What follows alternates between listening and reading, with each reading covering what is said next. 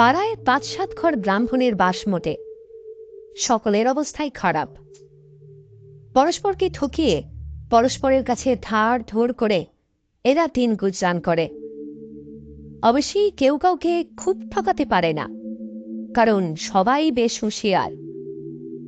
গরিব বলেই এরা বেশি কুঁচুটে ও হিংসুক। কেউ কারোর ভালো দেখতে পারে না, বা কেউ কাউকে বিশ্বাসও করে না।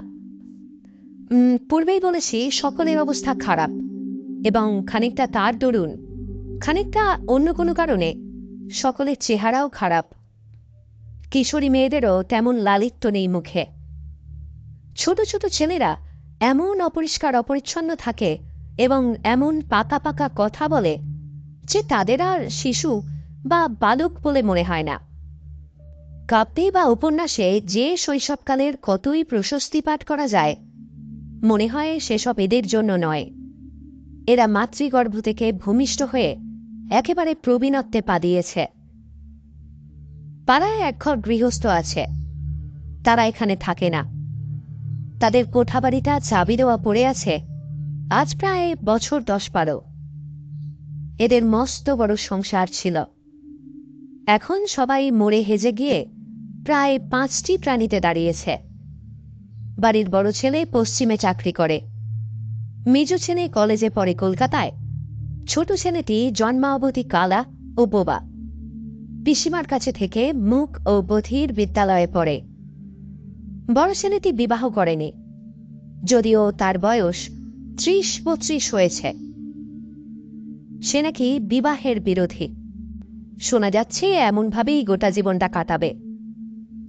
পাড়ার মধ্যে এরাই শিক্ষিত ও সচ্ছল অবস্থার মানুষ, সেজন্য এদের কেউ ভালো চোখে দেখে না। মনে মনে সকলেই এদের হিংসা করে, এবং বড় ছেলে যে বিয়ে করবে না বলেছে সেই সংবাদে পাড়ার সকলেই পরম সন্তুষ্ট। যখন সবাই ছোট ও গরিব, তখন একঘর লোক কেন এত বার বাড়বে? বড় ছেলে বিয়ে করলেই ছেলে মেয়ে হয়ে যার জন্মমান সংসার হবে দুদিন পর, সে কেউ সহ্য করতে পারবে না। মেজ ছেলে মোটে কলেজে পড়ছে, এখন সাপ হয় কি ব্যাঙ হয় তার কিছু ঠিক নেই। তার বিষয়ে দুশ্চিন্তার এখনো কোনো কারণ ঘটেনি, তার বয়সও বেশি না। মজুমদার বাড়িতে ভাড়া রোয়াকে দুপুরে পাড়ার মেয়েদের মেয়ে গজালি হয়। তাতে রায়গিন্নি, মুখুজ্জেগিন্নি, চক্রবর্তীগিন্নি প্রভৃতি তো থাকেনি, পাড়ার অল্প বয়সী বউয়েরা ও মেয়েরাও থাকে।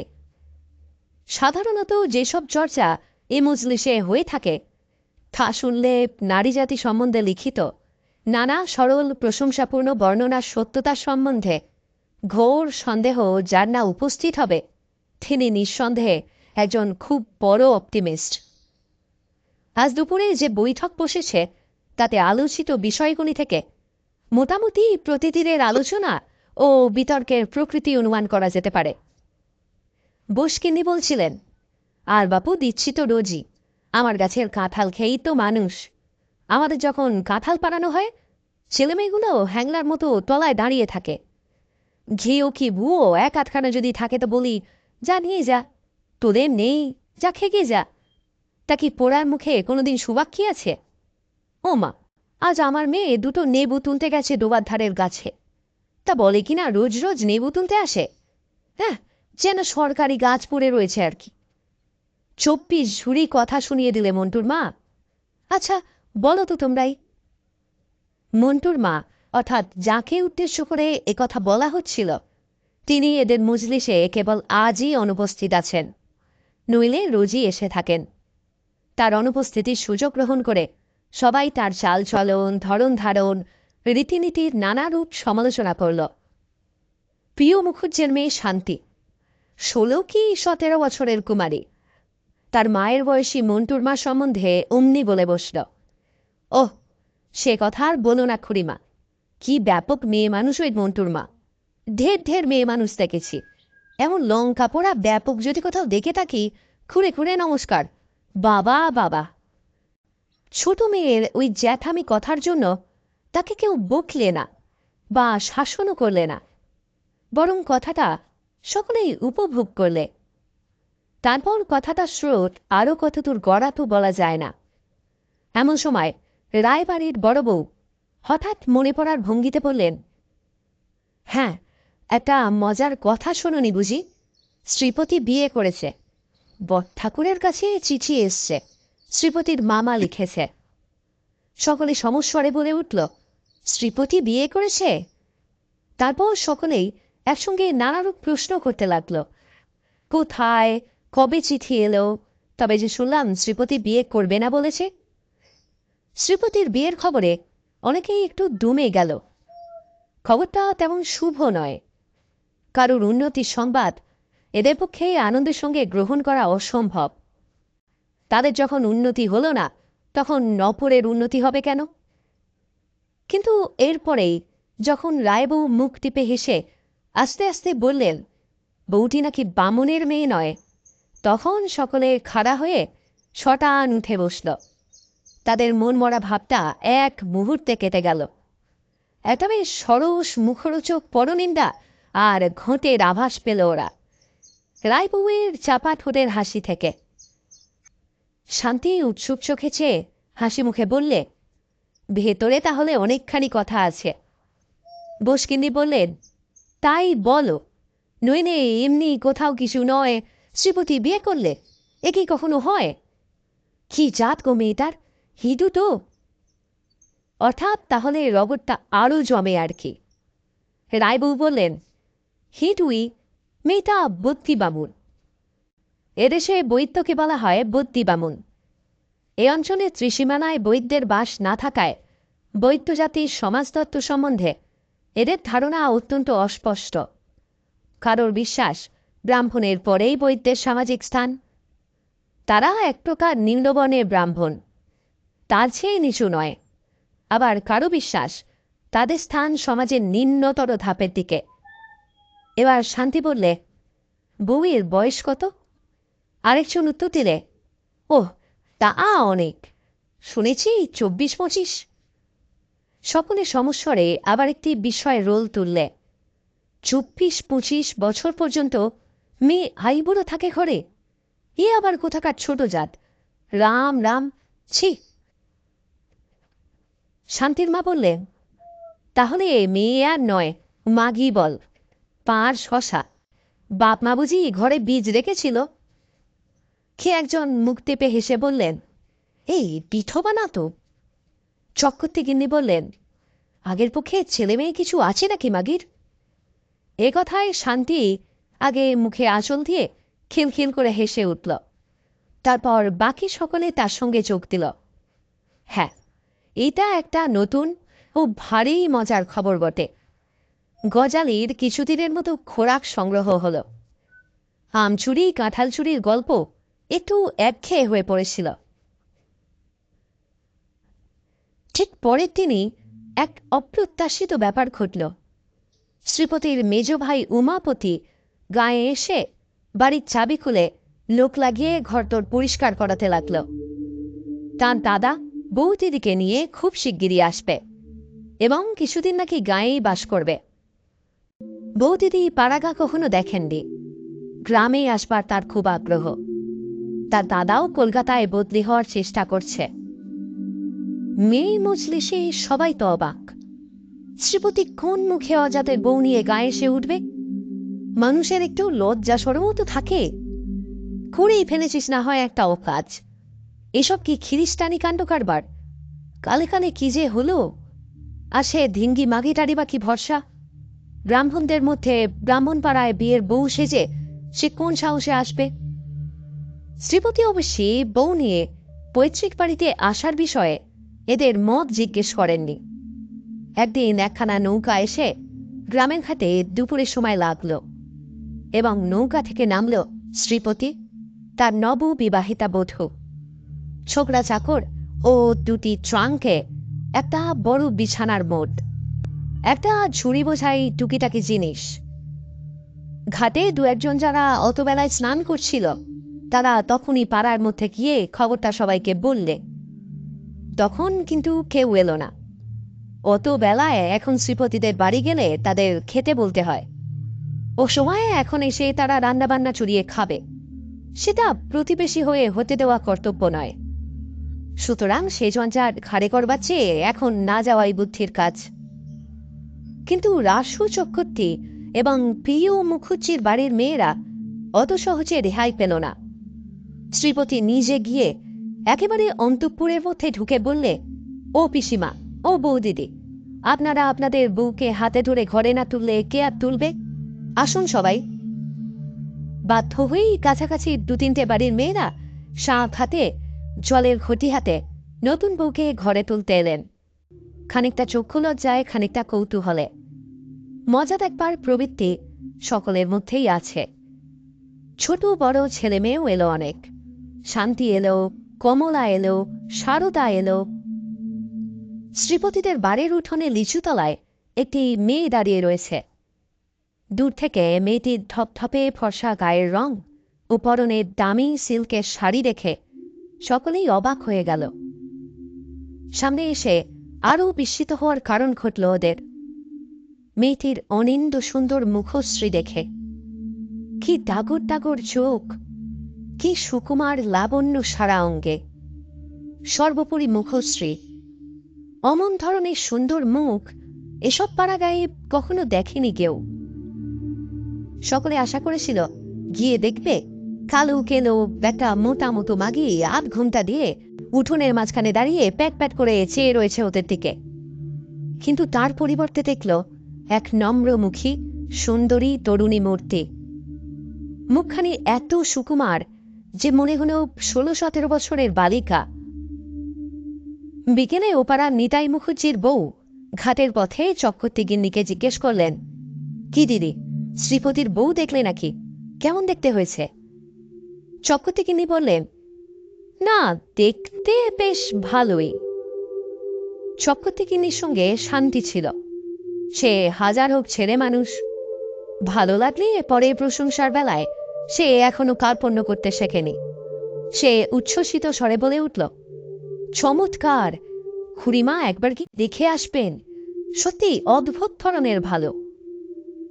নিতাই মুখুজ্জের বউ পরের এতখানি প্রশংসা শুনতে অভ্যস্ত ছিলেন না। বুঝতে পারলেন না শান্তি কথাটা ব্যঙ্গের সুরে বলছে না সত্যিই বলছে। বললেন, কিরকম ভালো? এবার চক্রবর্তী গিন্নি নিজেই বললেন, না, বউ যা ভেবেছিলাম তা নয়, বউটি সত্যিই দেখতে ভালো। আর কেনই বা হবে না বলো না? শহরের মেয়ে, দিন রাত সাবান ঘষছে, পাউডার ঘষছে।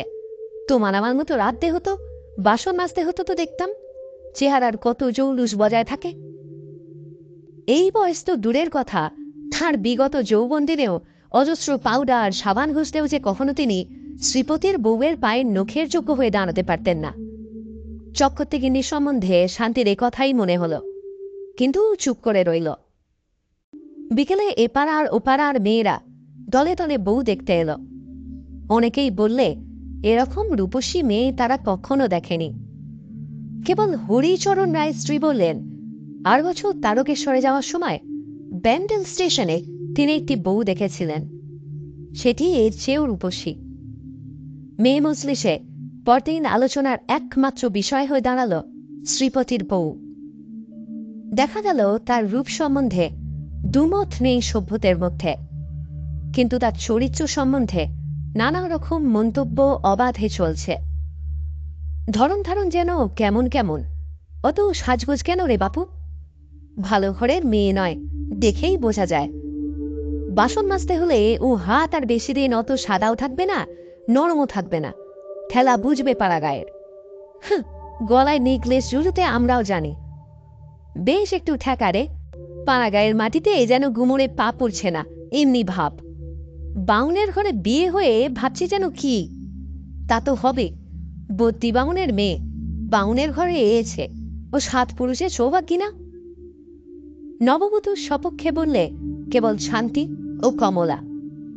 শান্তি ঝাঁজের সঙ্গে বললে, তোমরা কারোর ভালো দেখতে পারো না বাপু? কেন ওসব বলবে একজন ভদ্রলোকের মেয়ের সম্বন্ধে? কাল বিকেলে আমি গিয়ে কতক্ষণ ছিলাম নতুন বউয়ের কাছে। কোনো ঠেকান নেই, অহংকার নেই, চমৎকার মেয়ে।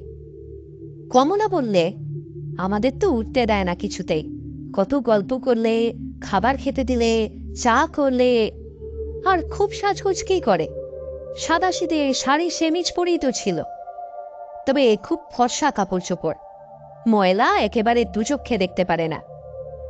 শান্তি বললে, ঘরগুলো এরই মধ্যে কি চমৎকার সাজিয়েছে, আয়না, পিকচার, দোপাটি ফুলের তোড়া বেঁধে ফুলদানিতে রেখে দিয়েছে। শ্রীপতি দ্বারা বাপের জন্মে কখনো অমন সাজানো ঘত্তরে বাস করেনি। ভারী ফিটফাট গোছালো বউটি। দিন দুই পর ডোবার ঘাটে নববধূকে একরাশ বাসন নিয়ে নামতে দেখে সকলেই অবাক হয়ে চেয়ে রইল। চারিদিকে বনে ঘেরা ঝুপসি আদ অন্ধকার ডোবাটা যেন মেয়েটির স্নিগ্ধ রূপের প্রভায় এক মুহূর্তে আলো হয়ে উঠল। একথা যারা তখন ডোবার অন্যান্য ঘাটে ছিল সবাই মনে মনে স্বীকার করল।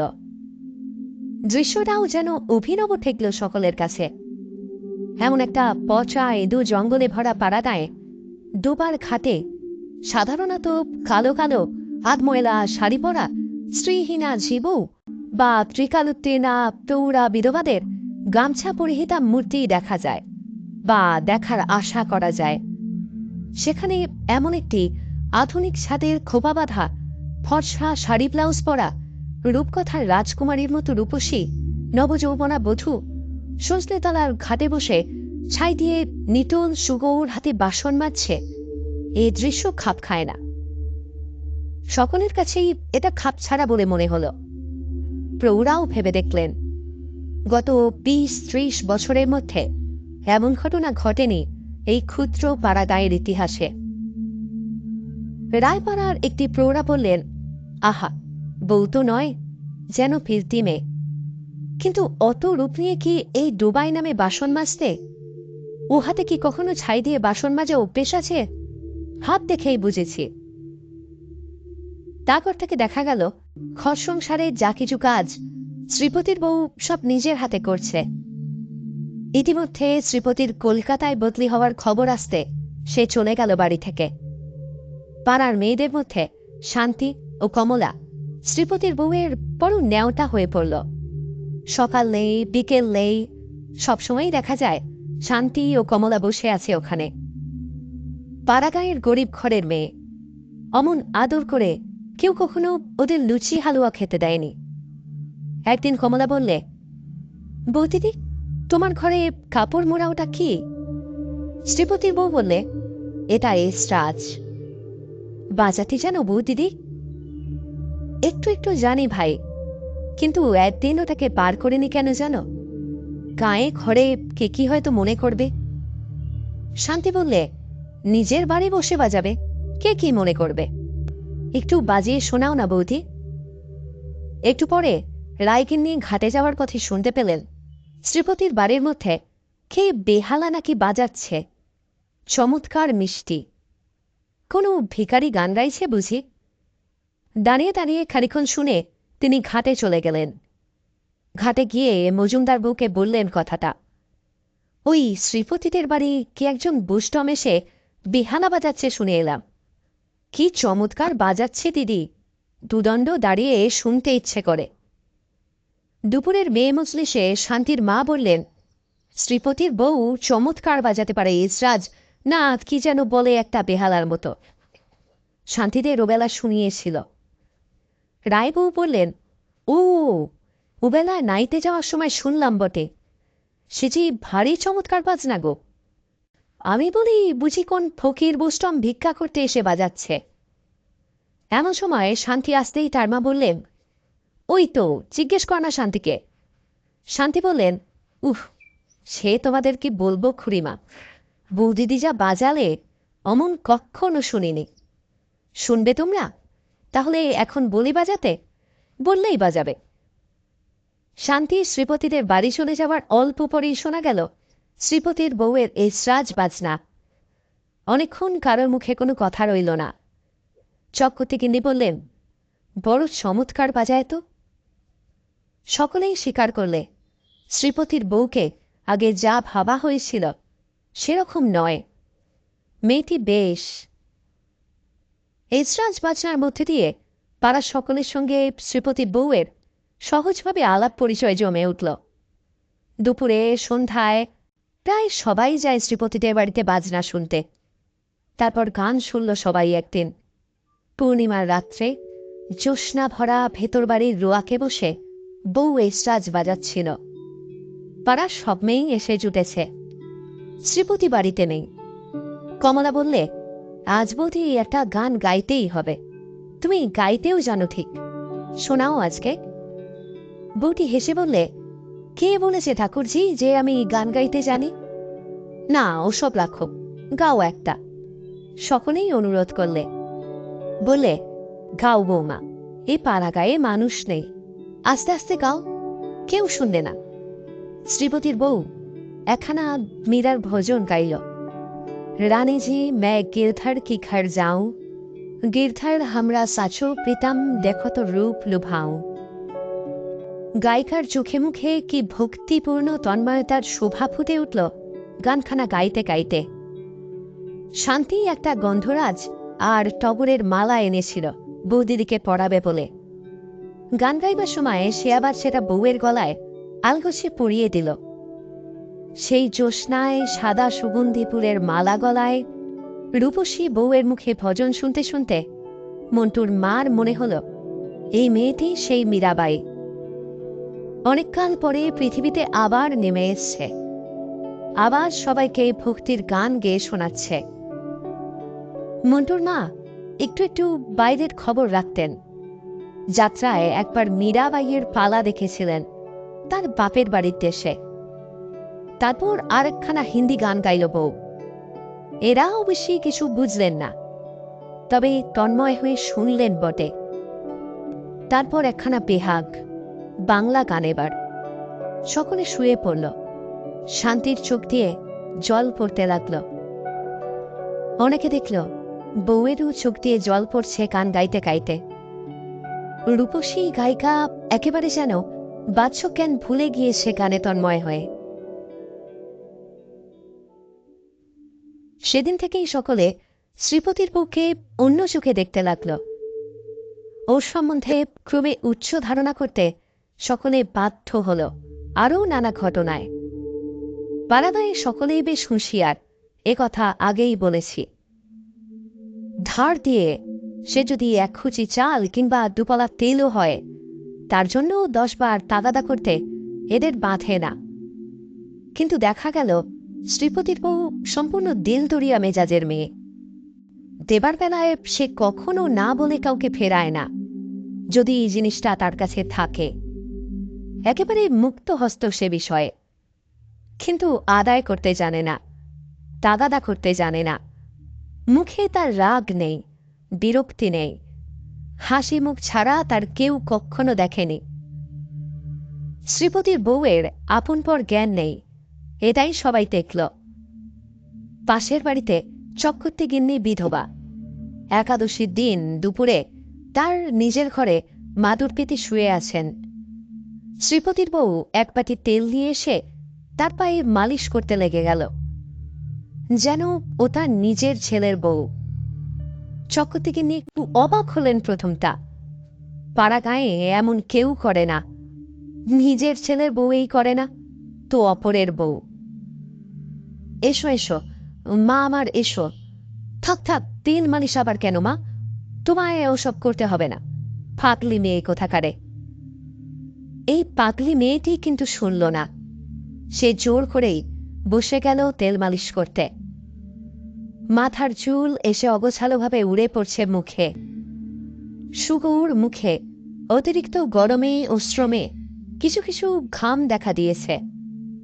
চক্রবর্তী গিন্নি এই সুন্দর বউটির মুখ থেকে চোখ যেন অন্যদিকে ফেরাতে পারলেন না। বড় স্নেহ হল এই আপন পর জ্ঞানহারা মেয়েটার ওপর। ইতিমধ্যে কমলার বিয়ে হয়ে গেল। শ্বশুরবাড়ি যাওয়ার সময় সে শ্রীপতির বউয়ের গলা জড়িয়ে ধরে কেঁদে বললে, বৌদিদি, তোমায় কি করে ছেড়ে থাকবো ভাই? মাকে ছেড়ে যেতে যত না কষ্ট হচ্ছে, তত হচ্ছে তোমাকে ছেড়ে যেতে। এই এক ব্যাপার থেকেই বোঝা যায় শ্রীপতির বউ এই অল্প কয়েক মাসের মধ্যে গ্রামের তরুণ মনের ওপর কিরকম প্রভাব বিস্তার করেছিল। পূজার সময় এসে পড়েছে।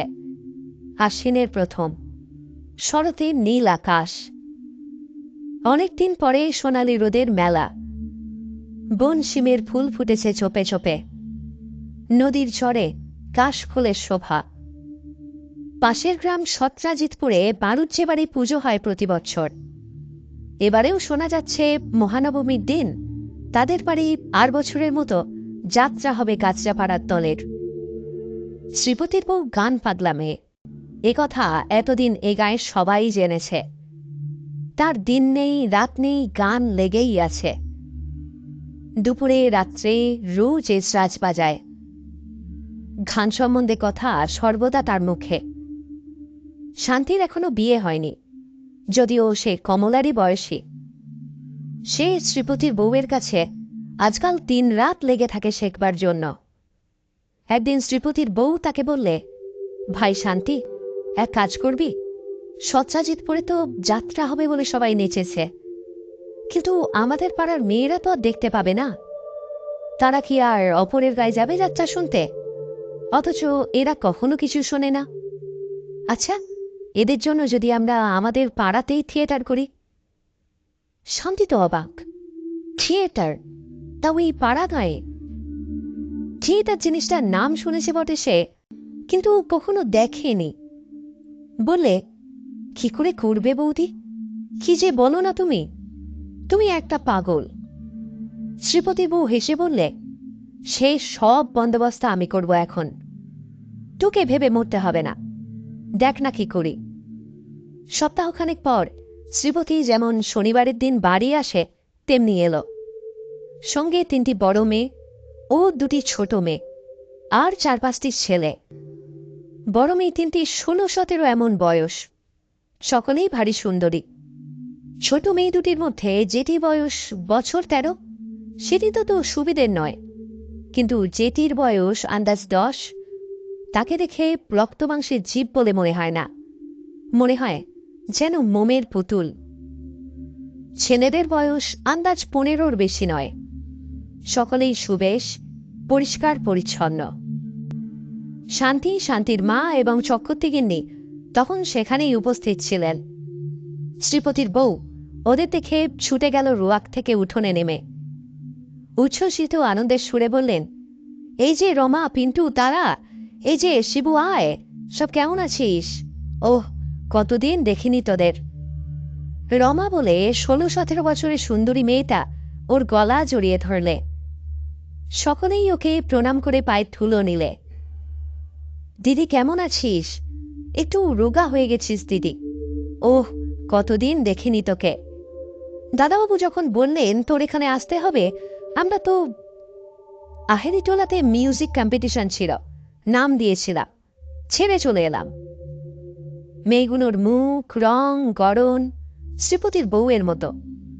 রমা তো একেবারে হুবহু ওর মতো দেখতে, কেবল যা কিছু বয়সের তফাৎ।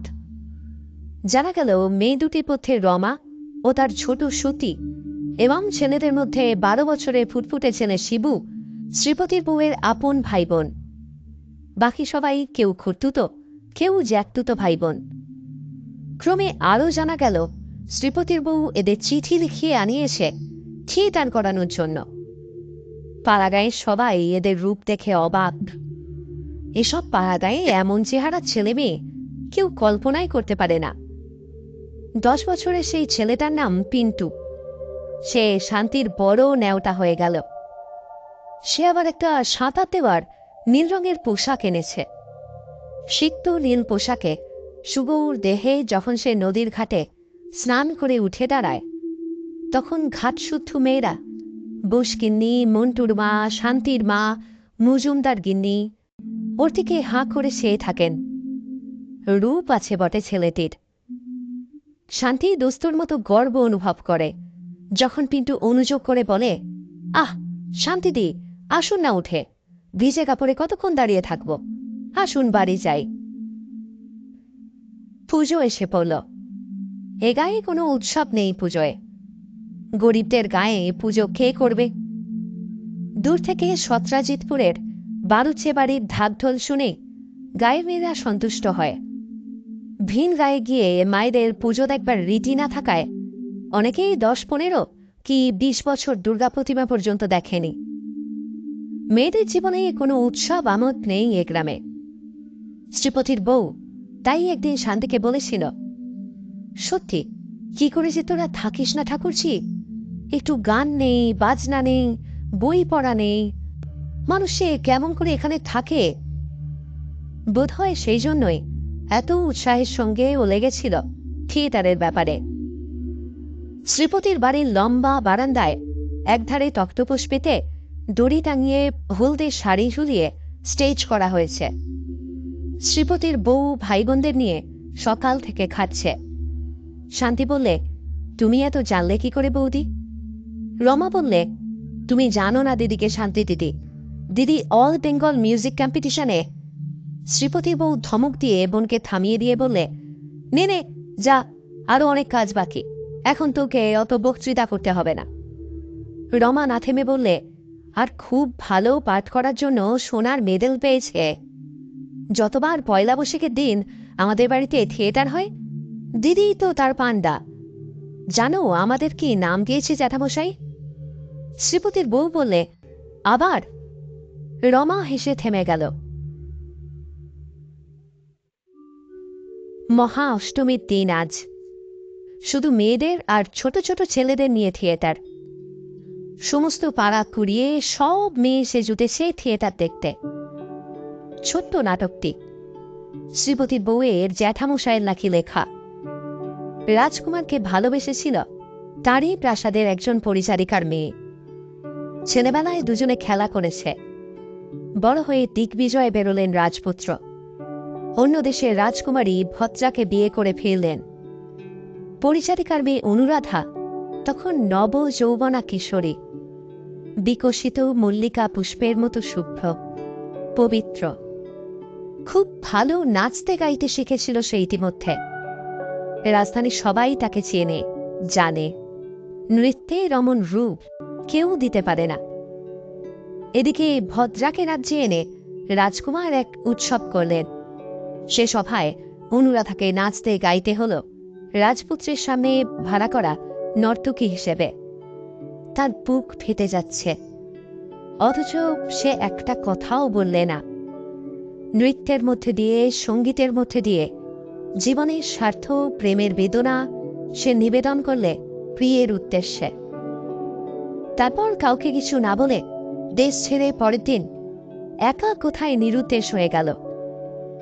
শ্রীপতির বউ অনুরাধা, রমা ভদ্রা, ওর অন্য ভাই বোনেরাও অভিনয় করল।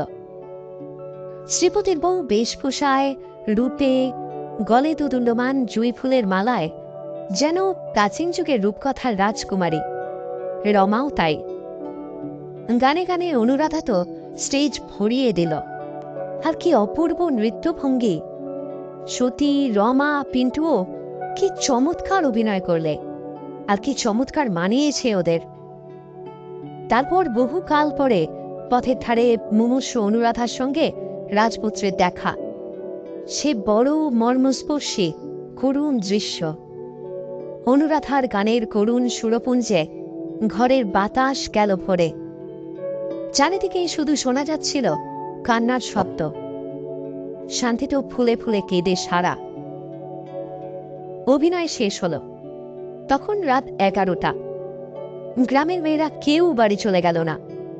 তারা শ্রীপতির বউকে ও রমাকে অভিনয়ের পর আবার দেখতে চায়। শ্রীপতির বউ আর তার ভাই বোনেদের রান্নাঘরে নিয়ে গিয়ে চক্কর গিন্নি, শান্তির মা, মন্টুর মা খেতে বসিয়ে দিলেন। আর ওদের চারিধারে পাড়ার যত মেয়ে। ও পাড়ার রমা গাঙ্গুলির বউ বললেন, বৌমা যে আমাদের এমন তা তো জানি নে, এমন জীবনে তো দেখিনি। মন্টুর মা বললেন, আর ভাই বোনগুলো কি সব হীরের টুকরো, যেমন সব চেহারা তেমনি গান। শান্তি তো তার বউ দিদির পিছু পিছু ঘুরছে। তার চোখ থেকে অভিনয়ের ঘোর এখনো কাটেনি। সেই জুঁই ফুলের মালাটি বৌদির গলা থেকে সে এখনো খুলতে দেয়নি। ওর দিক থেকে অন্যদিকে চোখ ফেরাতে পারছে না সে। চক্রবর্তীকিনী বললেন, আর কি গলা আমাদের বৌমার আর রমার। পিন্টু অতটুকু ছেলে, কি চমৎকার করলে। শান্তির মা বললেন, পিন্টু কিচ্ছু খাচ্ছে না, দেখ সেজ বউ, আর একটু দুধ দি, ভাত কটা মেখে নাও বাবা, চেঁচিয়ে তো খিদে পেয়েছে। কি চমৎকার মানিয়েছিল পিন্টুকে না সেজ বউ, এত ফুটফুটে সুন্দর ছেলে।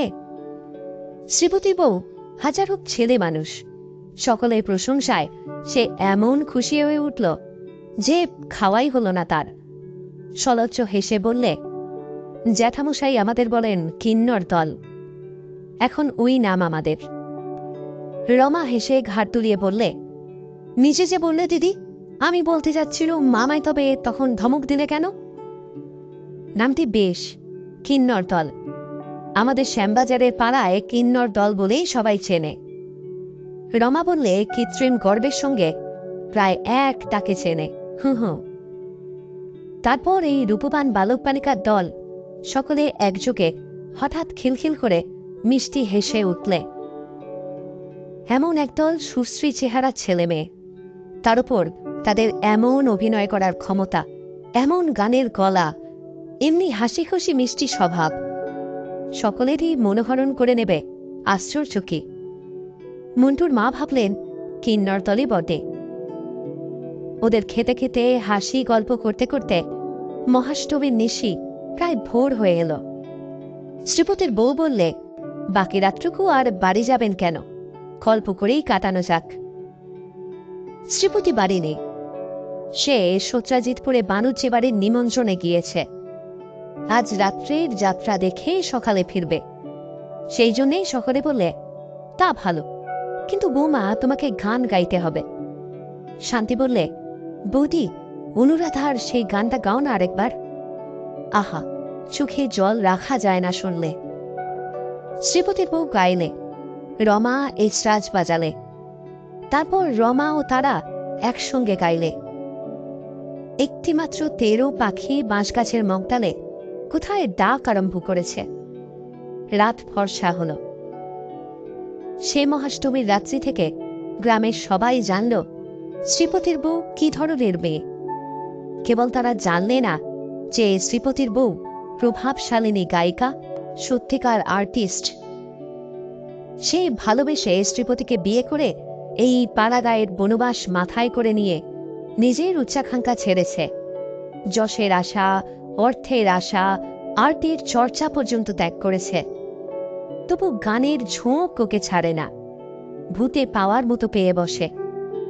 দিনরাত তাই ওর মুখে গান লেগেই আছে। তাই আজ মহাষ্টমীর দিন সেই নেশার টানেই এই অভিনয়ের আয়োজন করেছে। শান্তি কিছুতেই ছাড়তে চায় না ওকে, বলে, তুমি কোথাও যেও না বউ দিদি, আমরা মরে যাব, এখানে তিষ্ঠতে পারবো না।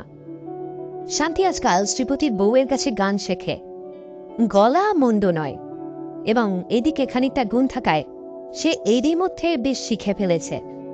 কিছু কিছু বাজাতেও শিখেছে। গান বাজনায় আজকাল তার ভারী উৎসাহ। শ্রীপতির বউ তো গান বাজনা যদি পেয়েছে আর কিচ্ছু চায় না। শান্তির মতো সঙ্গীর শিক্ষা নিয়েই সে সব সময় মহা ব্যস্ত। অগ্রহায়ণ মাসের দিকে বউয়ের বাড়ি থেকে চিঠি এলো, রমা কি হয়ে হঠাৎ মারা গিয়েছে। শ্রীপতি কলকাতা থেকে সংবাদটা নিয়ে এলো। শ্রীপতির বউ খুব কান্নাকাটি করল। পাড়াশুদ্ধ সবাই চোখের জল ফেললে ওকে সান্ত্বনা দিতে গিয়ে। শান্তি সব সময় বৌদির কাছে থাকে আজকাল। তাকে একদিন শ্রীপতির বউ বললে, জানিস শান্তি, আমাদের কিন্নরের দল ভাঙতে শুরু করেছে, রমাকেতি আরম্ভ হয়েছে। আমার মন যেন বলছে। শান্তির বুকের ভিতরটা হঠাৎ ছ্যাঁত করে উঠল। ধমক দিয়ে বললে, থাকো সব, কি যে বলো না বৌদি। কিন্তু শ্রীপতি বউয়ের কথাই খাটল। সে ঠিকই বলেছিল। শান্তি ঠাকুরজি, কিন্নরের তলে ভাঙন ধরেছে। রমার পরে ফাল্গুন মাসের দিকে পিন্টু গেল বসন্ত রোগে। তার আগে শ্রীপতির বউ মাঘ মাসে বাপের বাড়ি গিয়েছিল। শ্রাবণ মাসের প্রথমে প্রসব করতে গিয়ে সেও গেল। এ সংবাদ যখন গ্রামে এলো, শান্তি তখন সেখানে ছিল না। সেই বৈশাখ মাসে তার বিবাহ হওয়াতে সে তখন ছিল বানপুর, ওর শ্বশুর বাড়িতে। গ্রামের অন্য সবাই শুনলে। একজন অনাথের মৃত্যুতে খাঁটি অকৃত্রিম শোক এর আগে কখনো এ গায়ে কাউকে করতে দেখা যায়নি। রায়গিন্নি, চক্রবর্তী গিন্নি, শান্তির মা, মন্টুর মা কেঁদে ভাসিয়ে দিলেন।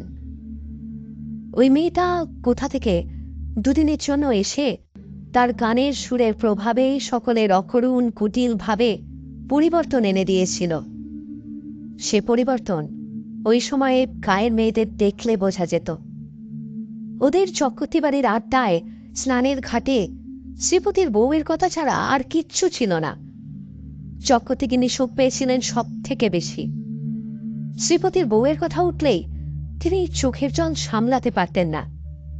বলতেন, দুদিনের জন্য এসে মা আমার কি মায়াই না দেখিয়ে গেল। আমার পেটের মেয়ে অমন কখনো করেনি। আহা, আমার পোড়া কপাল, সে কখনো এই কপালে টেকে? মন্টুর মা বলতেন, সে কি আর মানুষ? দেবী অংশে ওসব মেয়ে জন্মায়। নিজের মুখেই বলতো হেসে, আমরা কিন্নরের তলখুড়িমা। শাপভ্রষ্ট কিন্নরই তো ছিল, যেমন রূপ তেমনি স্বভাব তেমনি গান। ও কি আর মানুষ মা? কথা বলতে বলতে মন্টুর মার চোখ দিয়ে ঝরঝর করে জল ঝরে পড়ত।